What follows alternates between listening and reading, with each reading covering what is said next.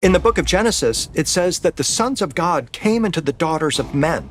They created a hybrid offspring who were called the Nephilim, or the fallen ones. When Michael, the fearless archangel, faced off against Samziah, the most devious of the dark angels, known for his sneaky tricks, the pages of the Bible almost tell a very different story. Their big fight was amazing. It was a battle between good and bad. This battle was a 360 years for human history, sending a powerful message to the universe that goodness and honesty always win. Join us to explore how Michael manages to save us from eternal darkness. The story about fallen angels, their children called Nephilim, and how they changed the world is a rich story that stretches back through time. It's made up of old writings, different ways people have understood these writings, and how these ideas have grown and changed over many years. This deep look into the topic builds on a basic overview by pulling together thoughts from different places to give a fuller, more detailed picture. The word Nephilim can mean different things, but it often refers to giants or the fallen ones. This name comes from stories about the children of sons of God, which means fallen angels, and human women. These offspring were said to be very big and strong, making them both interesting and scary characters in old stories. In stories found in parts of the Bible, like Numbers 13:32-33 and Ezekiel 32:27, the Nephilim are shown as powerful beings and are connected to other groups of giants like the Anakim. This hints that their families continued for quite a while, even after a big flood mentioned in these texts. A key part of the Nephilim's story is in the Book of Enoch, an old text from Jewish tradition. It talks about how evil started on earth because of the Watchers, which are fallen angels who liked human women. Their children, the Nephilim, and the secret knowledge the angels shared caused a lot of trouble among people. The book goes into detail about certain angels, like Azazel, who showed humans things they weren't supposed to know. This led to even more problems for people in the world around them. The Book of Enoch tells a story about how bad things first came into the world. It says that heavenly creatures brought evil to people, which is different from what many people later thought. Most people used to think that evil came from within humans themselves. This idea of evil coming from outside humans shows a big change in how people understood why bad things happen and how they thought about right and wrong. This change is part of bigger stories and beliefs people had back then. People have long argued about the Nephilim who are mentioned in the story and what happened to them, especially when it comes to the big flood talked about in the Bible. Some wonder if the Nephilim's family line kept going after the flood. This question makes a lot of people curious and leads to many discussions and different ideas among those who study these stories and those who just find them interesting. How artists and writers show the fallen angels and their Nephilim children has changed over time, showing how people's views of these characters have changed. In the past, these beings were seen as great and mighty heroes, but over time, they started to be seen more as symbols of wrongdoing and evil. This change shows how the stories and ideas that people share with each other can change how we see these ancient figures. Fallen angels, which some stories say turned into demons, have always been a topic that fascinates many people, including scholars, religious leaders, and just regular folks. These angels were supposed to be good and work for God, but they chose to go against Him. This choice led to them being thrown out of heaven and set off a chain of events that affected both people and the spiritual world in big ways. This story has been told and retold in many ways, showing how complex and interesting the relationship between humans, the spiritual world, and the idea of good versus evil can be. The Book of Enoch provides a detailed account of such rebellious angels, known as the Watchers, who descended to earth and engaged in forbidden relations with human women, resulting in the birth of the Nephilim, a race of giants. This union and the knowledge imparted by the fallen angels to humans are said to have led to widespread corruption and the introduction of evil practices among mankind. The origins and motivations behind the fall of these angels have been a subject of much debate. Some theories suggest that their rebellion was driven by a desire for autonomy, power over humans, or to thwart God's plan for humanity. Regardless of their motives, fallen angels have been perceived as symbols of evil, often blamed for various disasters and moral decay throughout history. Angels are categorized into different ranks within religious texts, including seraphim, cherubim, thrones, and dominions, each with specific roles and attributes. The seraphim, for instance, are described as high-ranking angels closest to God, while cherubim are tasked with guarding sacred spaces. Let's start a journey to the stars, discovering how beliefs connect us to something greater. Since the beginning of time, people have believed in heavenly creatures. These beliefs are like threads that weave through the stories and rules of different cultures around the world. From angels to demons, these spiritual beings are important in the stories and religious practices of many societies, acting as guides, guardians, enemies, and symbols of the fight between right and wrong.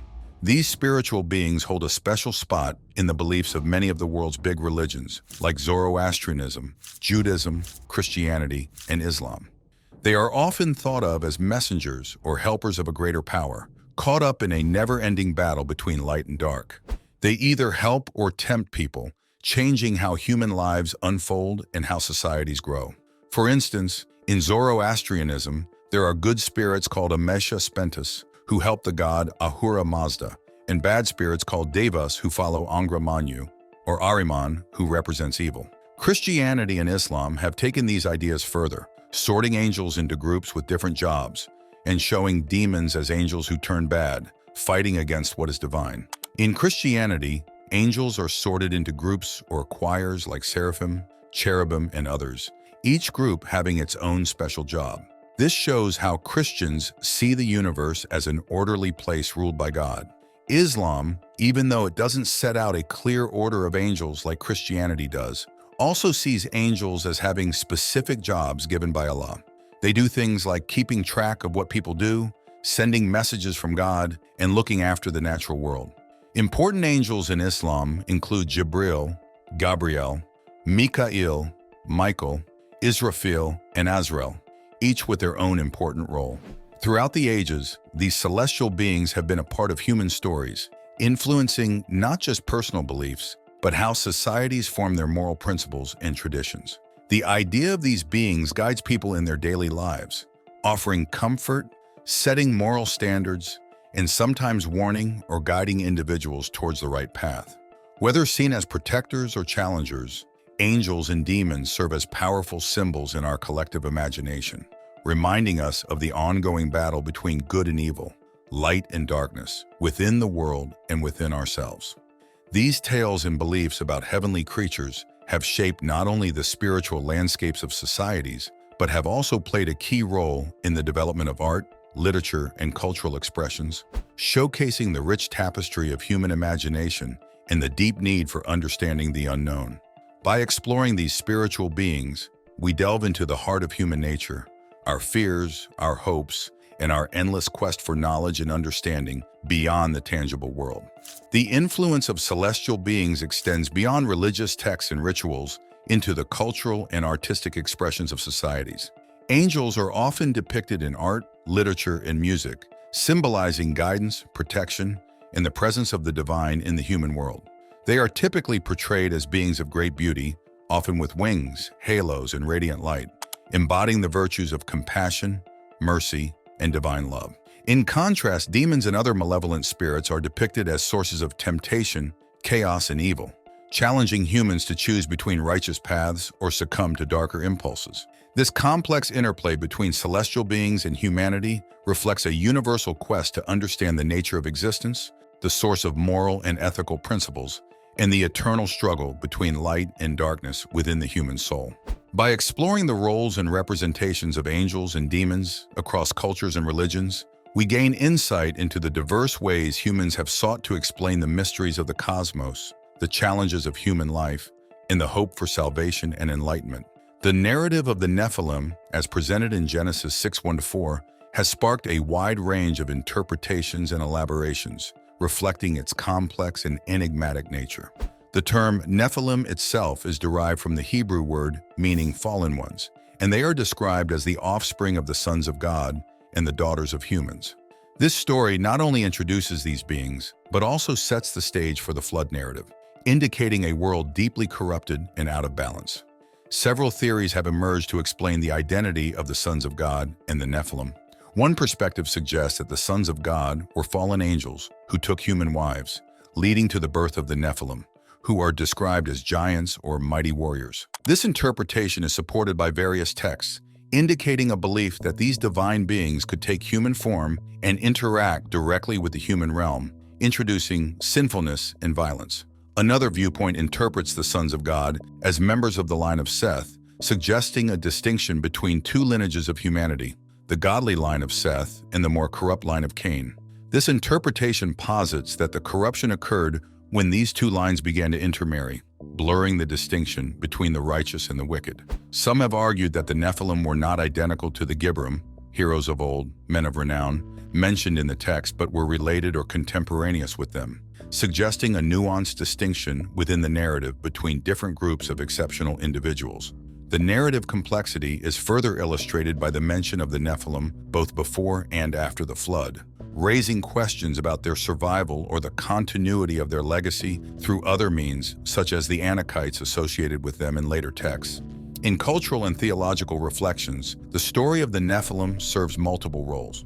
It acts as a prelude to the flood, illustrating the depths of human sin and the reasons for divine judgment. It also enriches the biblical tapestry of beings that occupy the space between the divine and the human, challenging readers to consider the nature of sin, righteousness, and the consequences of divine-human interactions. From stories of angels and demons, we move to a future where the final judgment decides our fate. The idea of a final day of judgment is a common thread that runs through many religions, each offering its own special understanding and lessons about this future event. At the heart of this idea is the belief that there will be a moment when a higher power looks at what people have done in their lives, deciding what comes next for them after they die. In the Christian faith, this final judgment is closely connected to the belief that Jesus Christ will come back to earth a second time to judge everyone, both those who are alive and those who have passed away. This time is thought to be when good people will go to heaven forever, while those who have done wrong will face punishment. The judgment looks at everything, what people believed, what they said, and what they did, showing that both believing in Jesus and doing good things are important for what happens to them in the end. Islam shares this belief in a final judgment, but with its own stories and details about what will happen at the end of the world. This includes the return of Isa, Joses, to fight the Dajjal, Antichrist, leading up to when everyone is brought back to life and judged. In Islam, there's a strong focus on fairness, with people's deeds being measured to see if they followed God's guidance. Judaism has a range of thoughts on this subject. Some people believe in a day of judgment that happens when the dead are brought back to life, while others think that judgment comes right after a person dies. There are also views that the final judgment is only for non-Jews. This shows that Judaism has a variety of ideas about the end of the world and what it means for people's futures. Zoroastrianism offers a vivid depiction of the afterlife and eschatology, where the soul's deeds are weighed on the bridge of the requitter after death. This religion too anticipates a final judgment, where Ahura Mazda triumphs over Ahriman, the prince of demons, resurrecting all beings and restoring goodness to the world. Other religions and belief systems, such as Hinduism, Buddhism, and Norse mythology, also entertain concepts of end times, each with their unique narratives and interpretations. For instance, Hinduism speaks of Kalki, the final incarnation of Vishnu, who ends the current age of darkness and corruption, while Buddhism anticipates the arrival of Maitreya, a future Buddha, to renew the teachings and restore righteousness. Norse mythology tells of Ragnarok, an apocalyptic series of events including battles leading to the death of major gods and the emergence of a new rejuvenated world. To expand on the concepts mentioned and integrate additional information with simpler wording, we can dive deeper into the fascinating world of eschatology and how it is seen across different religious traditions, not just Christianity. Eschatology is like studying what people believe will happen at the end of the world and what it means for everyone's future, especially after death. While it sounds complex, it boils down to questions about good and bad actions and what happens to us because of them. Let's start with Christianity, where the Bible talks a lot about the end times, judgment, and what comes after. In Christianity, there's a strong belief that everyone will face a final judgment. People who have lived according to God's will are thought to go to heaven, while those who haven't face punishment. This idea is clearly stated in parts of the Bible, like in Malachi 4:1, which talks about the coming day of judgment as a burning furnace, and Revelation 20:11-15, which describes a great white throne where the dead are judged according to their deeds. Moving beyond Christianity, Zoroastrianism, an ancient religion from Iran, also talks about a final judgment. In this religion, after death, a person's soul crosses a bridge, and their actions determine if they fall into the abyss or reach paradise. It's one of the earliest beliefs in a moral battle between good and evil, influencing many other religions. Islam shares this concept of a day of judgment too, where it's believed that God will judge everyone for their actions. Those who have done good and followed God's guidance are rewarded with paradise, while those who did wrong are punished. The Quran, Islam's holy book, describes this day in detail, emphasizing the importance of living a moral life. Hinduism presents a different perspective, focusing on a cycle of creation, preservation, and destruction that repeats over time. According to Hindu beliefs, the universe itself goes through these cycles, including times of great destruction that lead to renewal. People's souls are reborn in different forms, experiencing life anew, guided by their previous actions' moral implications. Eschatology also appears in Buddhism, but rather than focusing on a final judgment, it talks about an endless cycle of rebirth, known as samsara. The goal is to escape this cycle by achieving enlightenment, leading to nirvana, a state of liberation from suffering and desire. Even in indigenous and folk religions around the world, there are beliefs in cataclysmic end times, renewal, and moral accounting for one's life. These beliefs often serve to guide people's actions and maintain social order, emphasizing the value of living in harmony with others in the natural world. The fascination with what happens after we die and how our actions influence our fate is a universal theme. Whether through fear, hope, or curiosity, these beliefs shape how people live their lives, treat others, and view their place in the universe. They remind us of the importance of our actions and their potential consequences, not just in this life, but in whatever comes next. Through the lens of eschatology, we see a tapestry of beliefs and narratives that span cultures and millennia, each adding its color to the complex picture of human spirituality and morality. These beliefs, whether rooted in ancient scriptures or passed down through oral traditions, continue to influence billions of lives around the world, guiding moral behavior, providing comfort, and offering a sense of justice that extends beyond the mortal realm. After visions of the end, we explore the heavens, meeting the powerful beings who watch over us. The story of heavenly creatures found in various cultures and religions around the world shows us a detailed and multi-layered view of how people understand the divine and its helpers. These creatures, which include angels and demons among others, create a vivid picture of the beliefs and values different societies hold.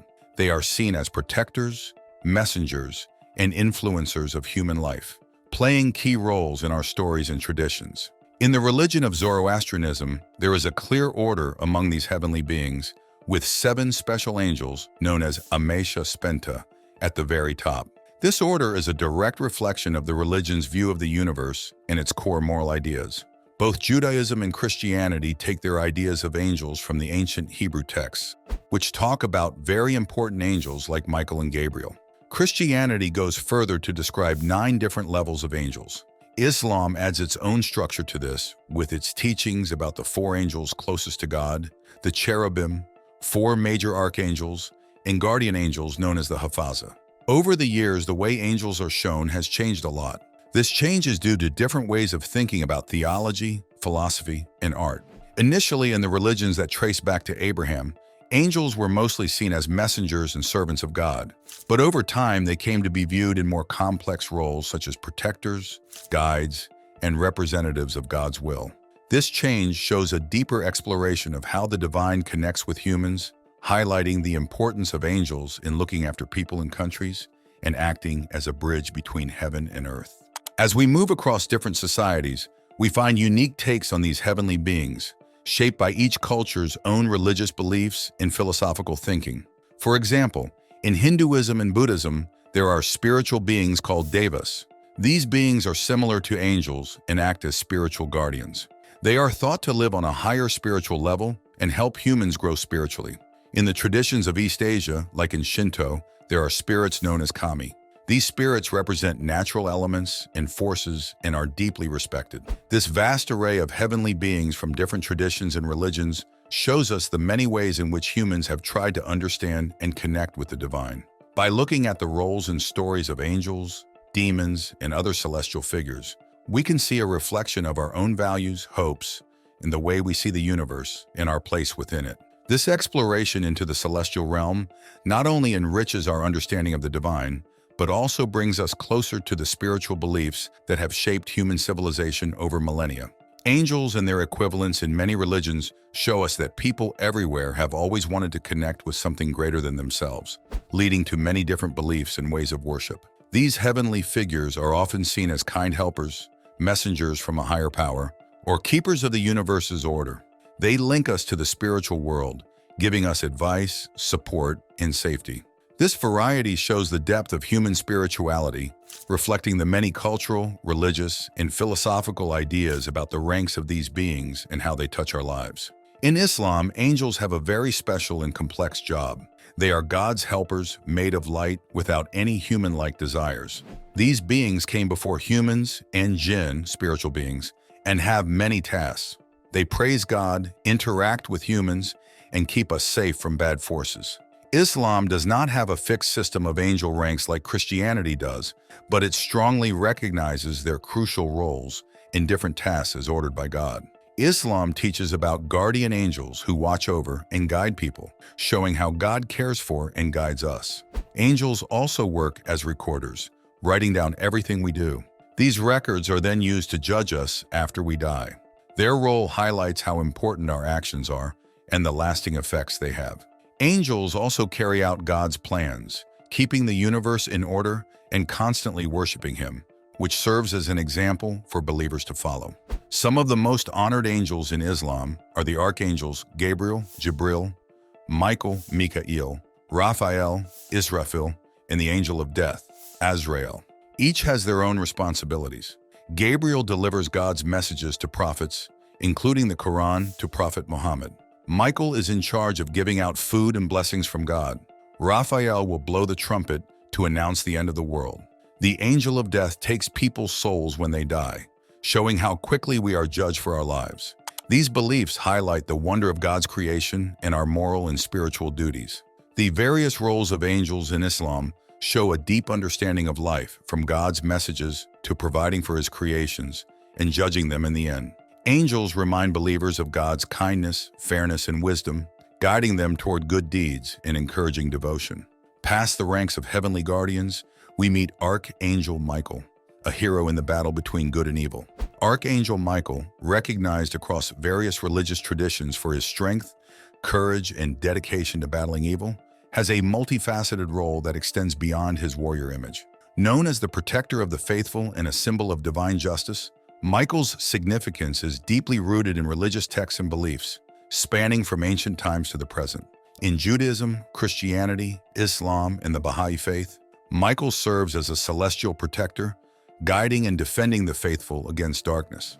His earliest mentions trace back to Jewish texts from the 3rd and 2nd centuries BC, highlighting his role as the guardian of Israel and a leader in the heavenly battle against Satan. This tradition is echoed in Christianity, where Michael is revered for his triumph over evil forces, particularly during the cosmic conflict described in the Book of Revelation. The Book of Enoch, an ancient Jewish work, names Michael as one of 7 archangels, emphasizing his preeminent status among celestial beings. He is depicted as a mediator of divine law, standing beside the throne of God, and as a protector and leader of the faithful in eschatological battles. His representation in art, often wearing armor and wielding a sword, symbolizes his role as God's chief warrior, reflecting strength, protection, and the fight against negativity. In Islamic tradition known as Mikael, he holds a similar protective role, often associated with providing nourishment to souls and overseeing aspects of creation in the Baha'i faith. His presence in various religious narratives underlines a universal appeal as a figure of guidance, justice, and protection against evil. Michael's iconography, including his armor, sword, and scales, carries deep symbolic meaning. The armor represents strength and divine protection, the sword signifies the power to cut through deceit and evil, and the scales symbolize justice and balance in the divine judgment of souls. These symbols, alongside stories and myths, inspire followers across traditions to seek Michael's guidance and protection in their spiritual journeys and daily lives. Michael is loved and honored in many special celebrations, one of the biggest being Michaelmas on September 29th. This day is part of the Christian yearly calendar and shows how important Michael is in religion and how deeply he influences culture over the years. Archangel Michael is a respected figure in several religions, including Christianity, Judaism, Islam, and the Baha'i faith. People see him as a guardian and fighter against evil.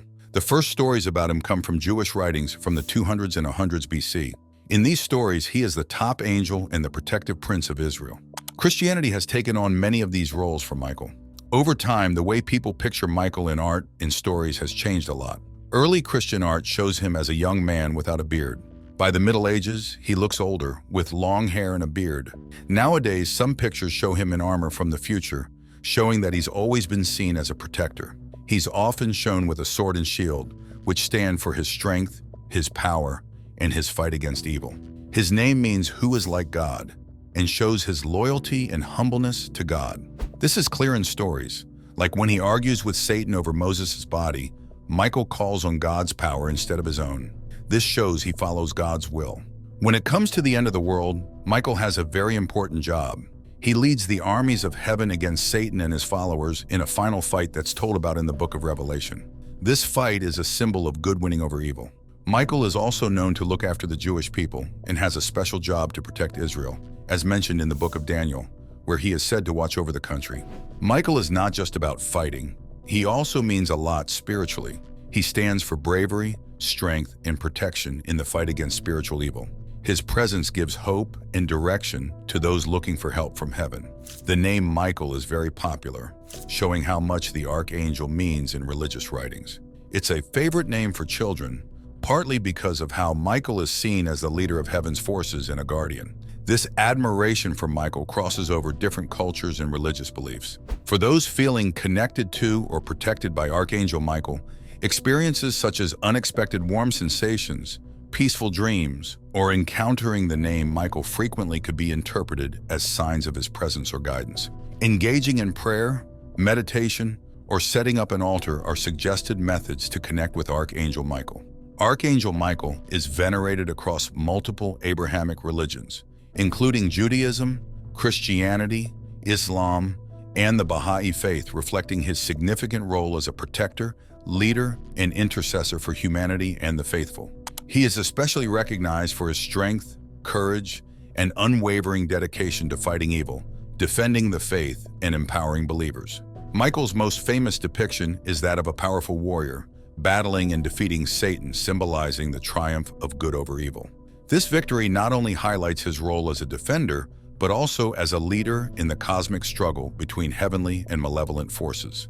In art and literature, Michael is often portrayed as a muscular, winged warrior, armed with a sword and shield, his armor shining and his gaze fierce, embodying the ultimate protector.